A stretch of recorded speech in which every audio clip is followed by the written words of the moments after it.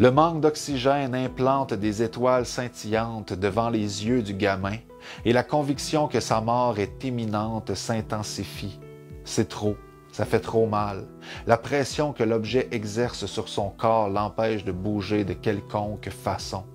Loki ferme ses yeux et s'admet vaincu, que la mort le prenne, il la supplie, il expire une fois de plus l'eau salée de la mer et souffre comme il n'a jamais souffert auparavant.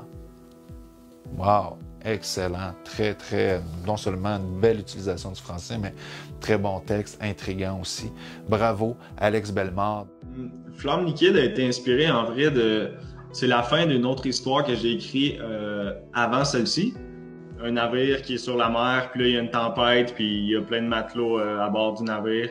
Puis l'histoire tourne alentour du pirate, mais durant l'histoire, il y a un petit moment où ce qu'on entend un jeune moussaillon qui a décidé de garder le petit Loki en vie. C'était le plus jeune de toute la troupe. Avec Loki, ça a été très simple. Je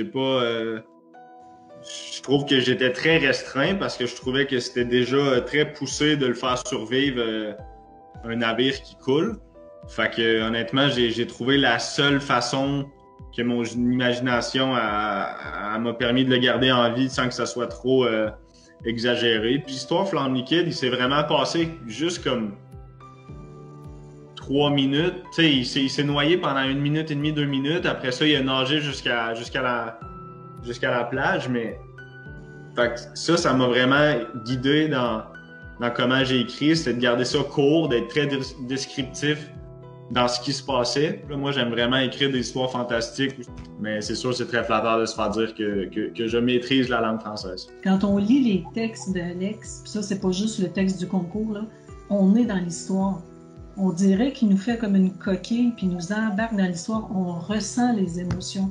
On sent ce qu'il veut nous dire. Il y a comme une atmosphère qui met en place. Puis à chaque fois, j'étais surprise par les mots qu'il utilisait, mais surtout son imagination. Il poussait comme toujours plus loin, comme le petit moussaillon là, que tu as pris, puis tu as développé une histoire. Puis, donc, quand j'ai lu l'histoire qu'il m'a présentée pour le concours, là, j'avais une petite fierté. J'étais pas mal sûre qu'il se distinguerait. J'en suis convaincue qu'il va réussir. Mm-hmm.